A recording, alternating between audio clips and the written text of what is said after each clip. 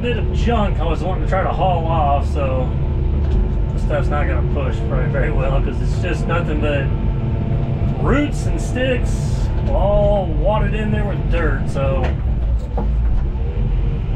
I almost need like a rake or whatever on the end of here, maybe make it a little bit better, but we'll get it pushed down there. It's all the junk where I raked everything off on Saturday.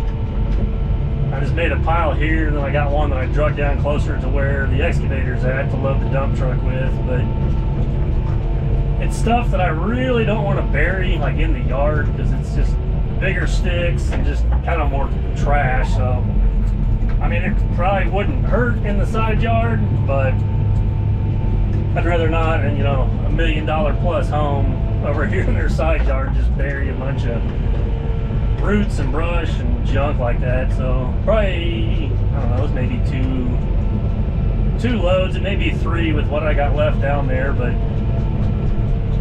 I just figure where I'm taking it to, we're just gonna push it off and bury it all down there, which is just like I said, a dump site. So I feel better doing that than putting it in these people's yards. So once we get this junk pushed off, then I'm gonna start, probably just take the dozer.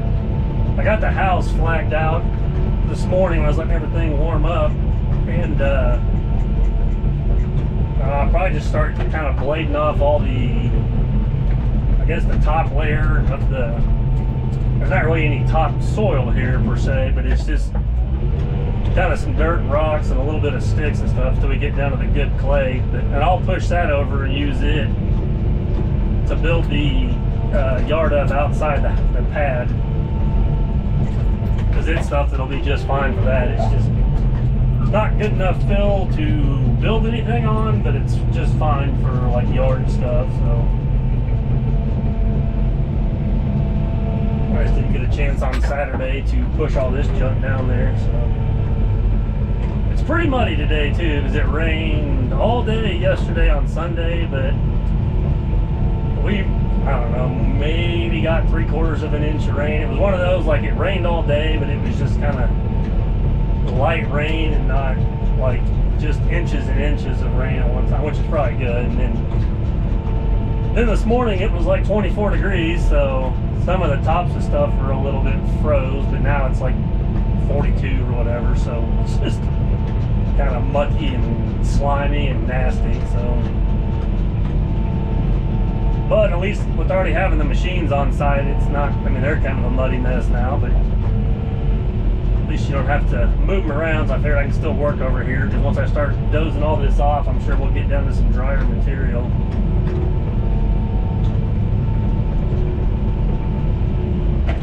And plus, I don't do real well with just sitting around waiting on it to dry out, so.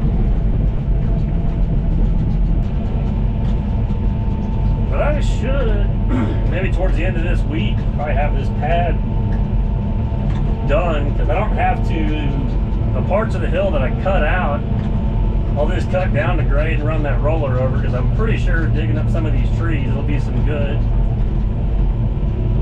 rocky clay that we can use. So there's no point in digging it out and then rolling it back in. But this front corner of the house, I will scrape some of that off, and like where that tree stump was at, I'll dig down to some better stuff and then throw some clay in there and roll it in, and then throw, you know, kind of do everything in lifts. But so like at the corner of the house will be, like when I'm building the pad, I'll do it in lifts, and then the other half of the house will just be dozing this off down to the grade I need. So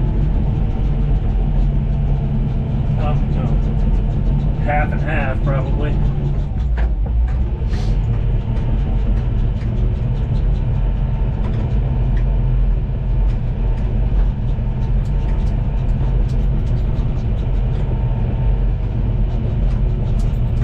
That will be the nice part. When we first looked at this with all the trees and stuff and how they wanted to, where they were thinking they wanted to set the house, I thought we were going to need like 130 loads of fill, but now that we're going to cut this other hill out and move it over, I think we've got everything we need on site. So that will definitely save in the trucking.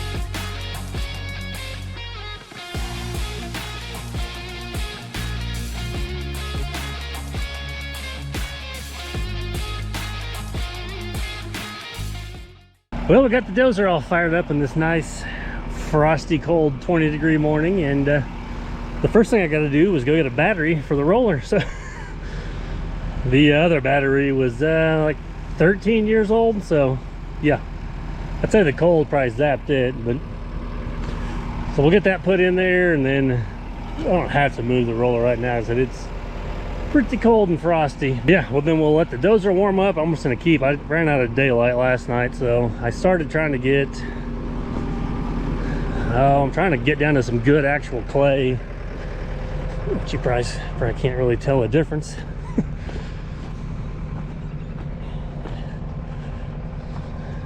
And with the way the sun is, it's kind of, but anyway, this area is what I've pretty much got down to, like that good red orange clay that we build with around here. So I still need to kind of work on some of that side. I'm just going to kind of strip everything off. Most of that side is going to kind of get built up and then sloped off anyways, so I guess I'll just keep working on that other side. It's kind of weird. I need to cut some of this down. Some of that I may dig out with the excavator. It's like that valley, but I need to put the clay back in there in some lid, and this whole thing may come down. No, I got a benchmark. It's that green box on that light right there. The top of that box is a pink dot, and that's the final height of the pad. So yeah, all this will have to come down anyways, but I just want to kind of separate this stuff out because, like I said, it'll be good for filler on the yard but not good to build on. So we will get our battery hooked up and let the dozer warm up a little bit and get to it.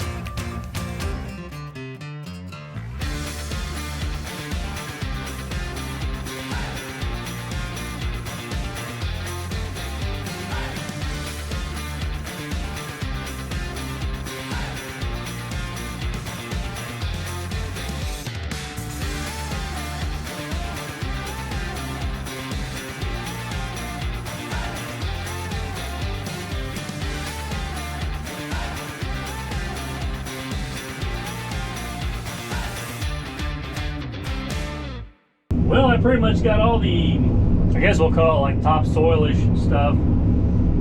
I called it Missouri topsoil on my Instagram page last night because it's just basically lighter clay and rocks. But my job site looks a little bit like a cluster, you know what, because there's just junk everywhere. They had me take out the tree by the light pole because it was pretty ugly how it leaned out. And then I got my stake set up, but I kind of scratched down because it was a little bit soft right there in that corner, and I got down to some clay. And then there's one spot right here where, it's probably right around here, I hit a stump, there it is, with the dozer.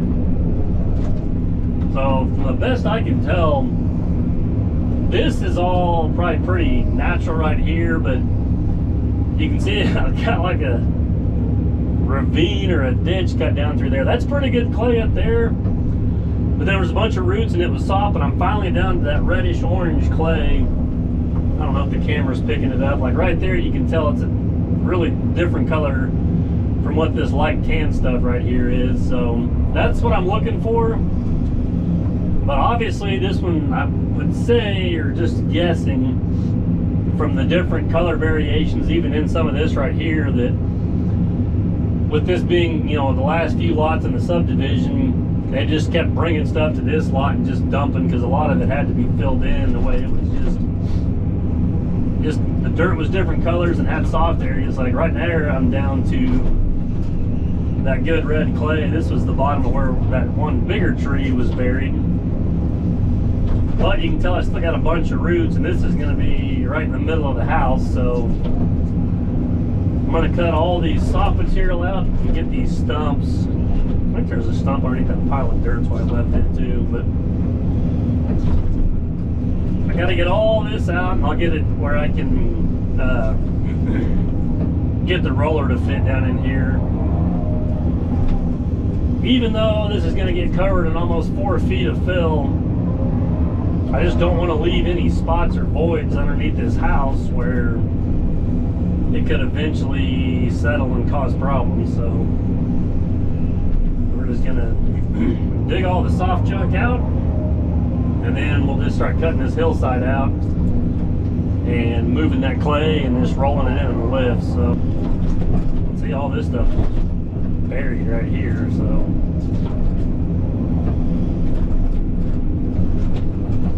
that's the last thing you want to have, is a stump dump right in the middle of your living room.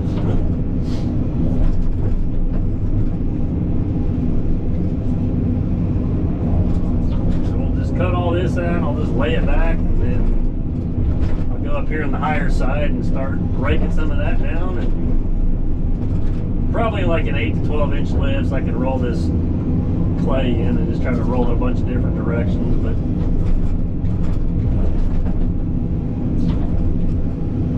it definitely feels like it's a little bit different of an approach to building a path, being on the side of this hill and having that little ditch and stuff in the middle. It's kind of hard to envision what it's going to look like when it does have a building pad on here. But basically just going to notch that hill out and bring it forward. So I just wanted to get all the topsoil and organic stuff off the top and out of the way before I did any of this, and that way I can just start raking the clay up, pushing it over here, and we'll just build this pad from the front to the back. Because you get partway through here, I just have to cut. I don't have to do any digging and, you know, compacting, and then we'll probably hit somewhere in here, because this has to come down like 3 feet from where the dozer's sitting, which will be maybe about that grade right there. So I may have to do a little digging out, backfilling and rolling in, and then I'll roll over the whole thing. But on the virgin ground up here, I just got to cut it to grade, and it should be solid enough. I'll still run the roller over it on the top pass, but I don't have to dig it out and then put it back or anything. So that's why I'm saying it's kind of an odd deal to build a pad. You dig all the loose stuff out, you rake some of that over and roll it down until it's that same height, and then just work your way over. So just want to make sure you get everything down to some good structural clay.